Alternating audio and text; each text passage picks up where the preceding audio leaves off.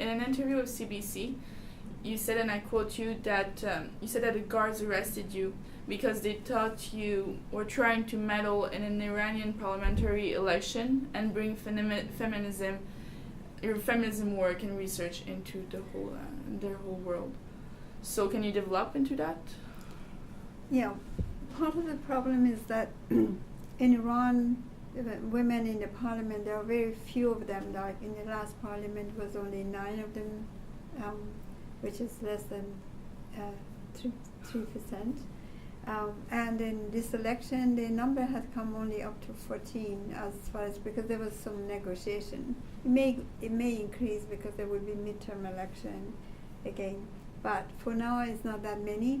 But what was interesting, that women in Iran had mobilized and they were questioning why there are so few women in the parliament. In an interview that on my earlier trip I had there, on my way back from Pakistan where I had gone for a conference, I had given an interview and had said that the question is not that there are too few women, but there are too many men in the parliament, which that had attracted their attention, because I said if you raise that question that way, then the discussion will have a different implication. But after, there were a different group of women who had organized, actually before even my earlier trip to Iran, to change the face of the parliament and make it more female oriented. And somehow they wanted to say that I had something to do with the organization of that campaign, but I actually didn't even know a single woman amongst those campaigns. I had no idea. I knew of the campaign, but I didn't know any of them. And in any case, I didn't necessarily agree with their strategy. But anyway, it was a locally based initiative and it had nothing to do with me. But they were interested in linking me to them, and to them, feminism is a form of soft revolution. And it intends to change the Islamic culture. Well, my argument with them was the Islamic culture has never been stagnant. Any culture that doesn't change is a dead culture. Mm-hmm. So our culture has changed, and women now are trying to voice their races like any other oppressed group. Mm-hmm. Women, minorities, religious or ethnic minorities are wanting to be represented in the democracy in Iran. So that's what it is happening. But they don't want to believe that women are actually objecting to their second-class citizenship in Iran. They want to believe that these ideas are coming from the West rather than that it is homegrown ideas. Most women in Iran actually, the activists are from the religious conservative background, and they read the Islamic text with a women-centered approach. But to them, I'm a self-declared feminist and self-declared secularist. That was enough to make me a political opposition.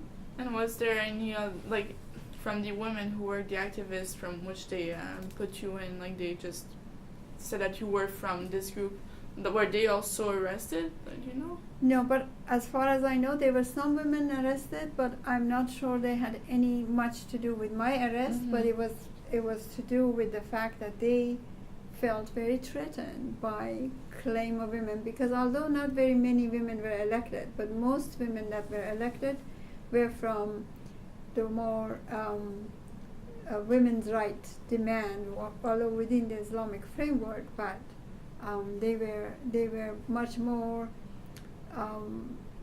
acting more demanding women's rights, as we have seen even in the last few months of the parliament. So women are demanding to be more active and to be given more space in the public politics.